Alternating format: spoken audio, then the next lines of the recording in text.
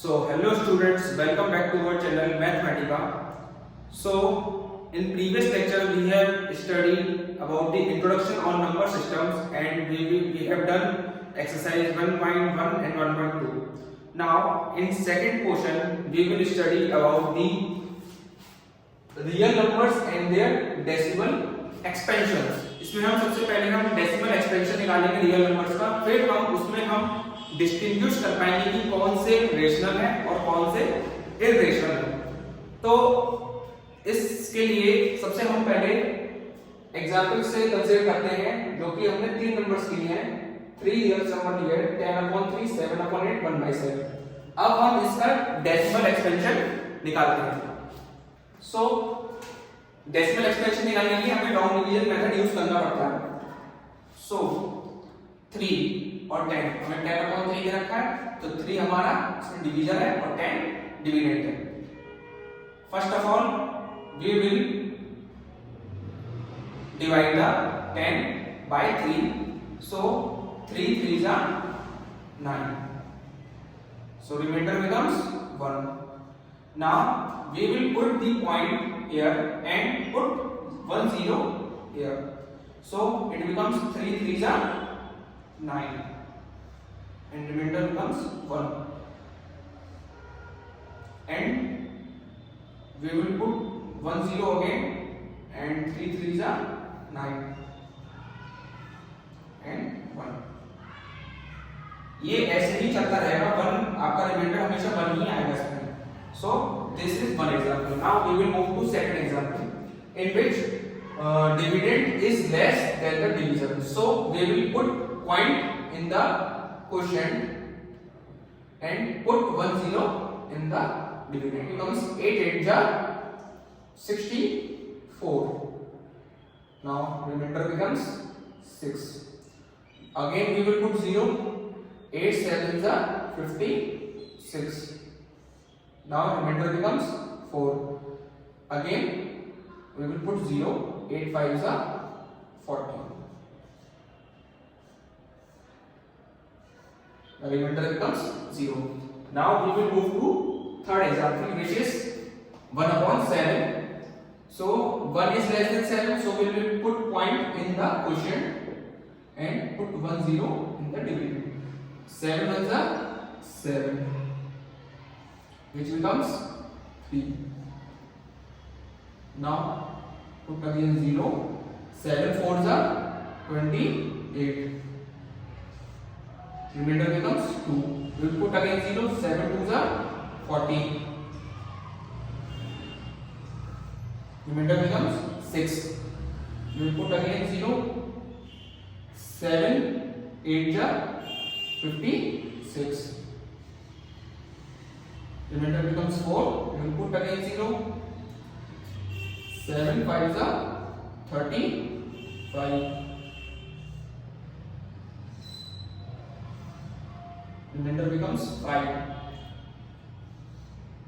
7 7s are 49. Remainder becomes 1. अब देखिए यहाँ पर आपका 1 आ गया और यहाँ पर भी हमारे पास पहले 1 ही था, सो रिमाइंडर अपने आप को रिपीट कर रहे हैं। तो अब हम इसमें सबसे पहले देखेंगे कि रिमाइंडर हमारा क्या बच रहा है।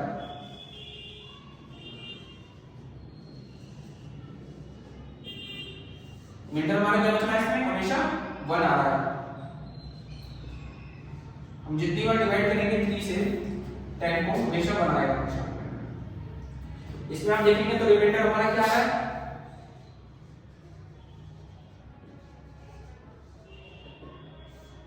इसमें हमारा रिमाइंडर आ रहा है, पहले आया हमारा 6, पहले आया हमारा 6, उसके बाद 4, उसके बाद 0।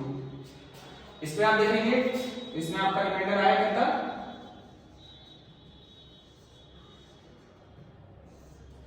सबसे पहले हमारा रिमाइंडर आया 3,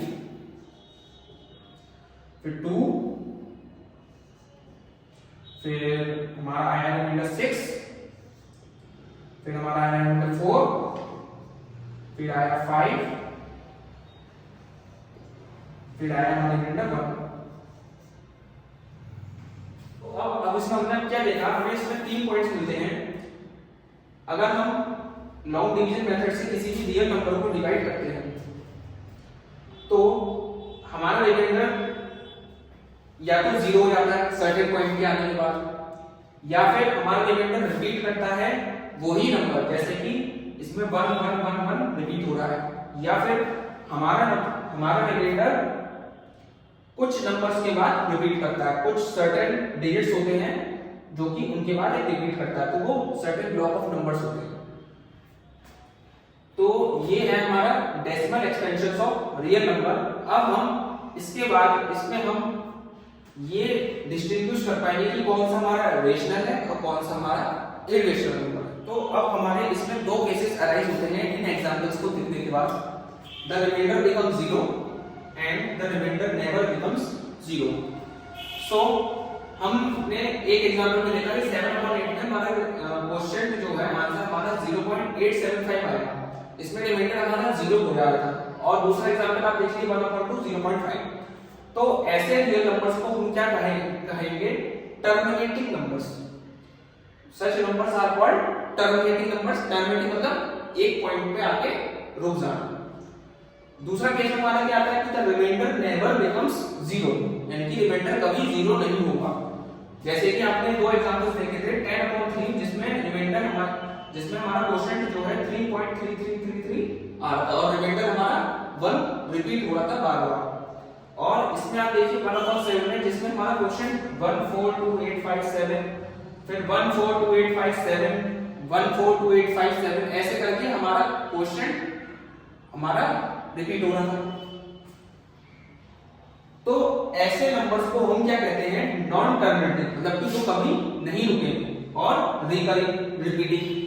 नॉन टर्मिनेटिंग रिकरिंग नंबर्स या नॉन टर्मिनेटिंग रिपीटिंग नंबर्स कहा जाता है। इन्हें नॉन टर्मिनेटिंग रिपीटिंग नंबर्स क्यों कहा जाता है? क्योंकि ये नंबर्स कभी भी नहीं रुकेंगे, या आपके ऐसे ही नंबर्स आपके डिवाइड होते जाएंगे और क्वोशिएंट में आपके आगे बढ़ते जाएंगे। अब हम इन नंबर्स को शॉर्ट फॉर्म में कैसे लिख सकते हैं? जैसे कि आप इसमें देखिए 3.333 रिपीट हो रहा है बार-बार, तो पॉइंट के बाद वाले नंबर जो भी रिपीट होते हैं उसके ऊपर बार लगा देते हैं, इसे हम शॉर्ट फॉर्म में लिख सकते हैं। जैसे कि आप इसे देखिए 142857 फिर बना दिया, फिर 142857 फिर बना दिया।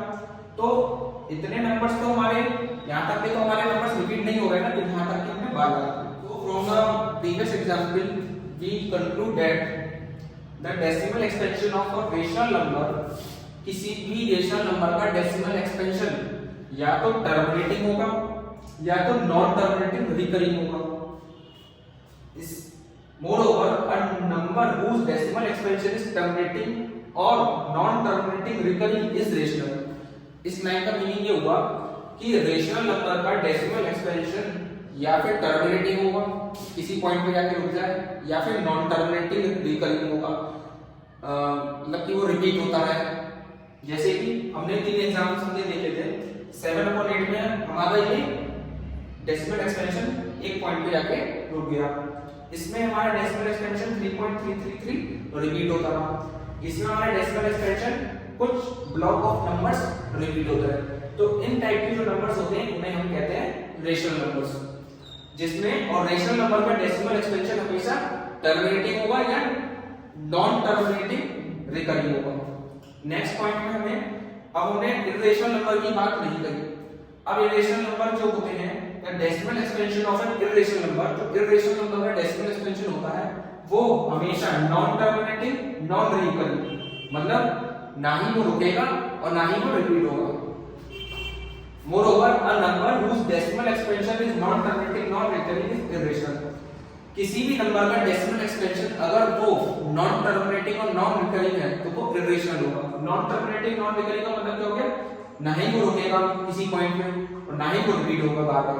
जैसे कि एग्जांपल में हमने √2 लिया तो इसका हम डेसिमल एक्सपेंशन निकालते हैं 1.414213562337 और ऐसे बढ़ता जाएगा, आपको ना ही रिपीटिंग नंबर्स मिलेंगे ना ही ये रुकेंगे। पाई का डेसिमल एक्सपेंशन निकालेंगे तो ये नंबर आएगा, ना ही ये नंबर रुकेगा ना ही ये नंबर रिपीट होगा।